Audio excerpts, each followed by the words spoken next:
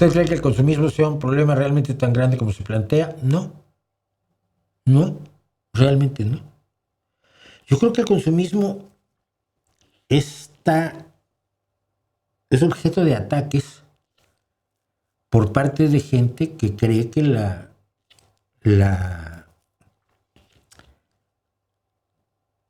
escasez es buena, que privarte de cosas placenteras es maravilloso, porque bueno, seguramente a Dios le va a gustar, ahora le gusta la naturaleza, algún ser sobrenatural más o menos que se inventen.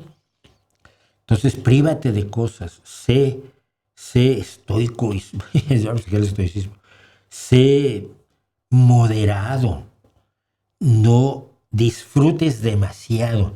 Si disfrutas demasiado, eres libre. Yo no creo que el consumo. Yo creo que en Estados Unidos hay un problema, por ejemplo, cultural, en las porciones de comida que se comen, pero no creo que sea por consumismo. Es decir, la identificación misma del fenómeno, tú consumes por consumir, no. Yo consumo lo que quiero. Lo que pasa es que quiero muchas cosas que ahora puedo tener y que antes quizás no podía tener. Y cuando puedo acceder a ellas, las quiero tener. Es lógico y es razonable y es humano.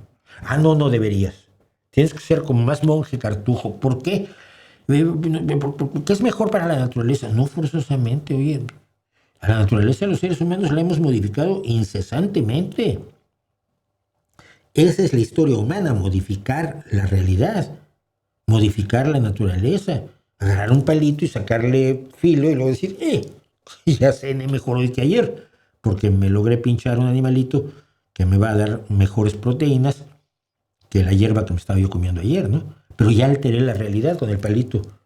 Al arrancar el palito y pinchar al animalito, ya, es la máxima tecnología. Entonces, no, yo creo que es un truco otro truco por un lado de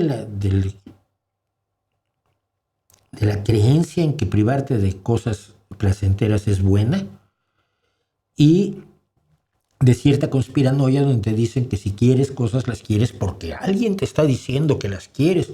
Oye, no, mira, es que a mí me gusta mucho comer filetes. No, claro, es que te han convencido de que el filete... Ellos, los malvados, te han venido a convencer que el filete es buenísimo, pero no, es muy malo. No, lechugas. Bueno, comeré lechugas, pero no muchas, ¿eh? Con tomate, un poquito tomate. ¿Les puedo echar aceite de oliva? Oye, no, tú lo que quieres es disfrutar. No.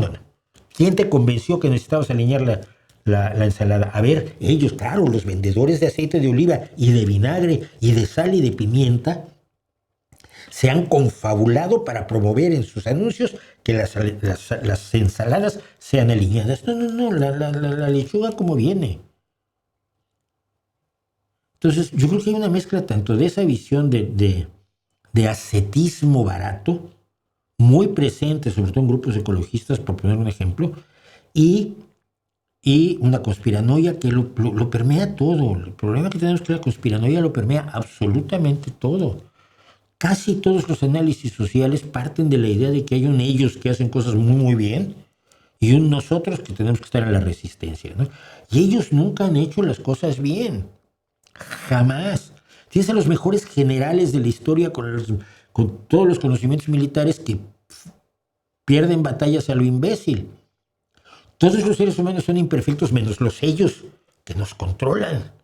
Esos no fallan en nada.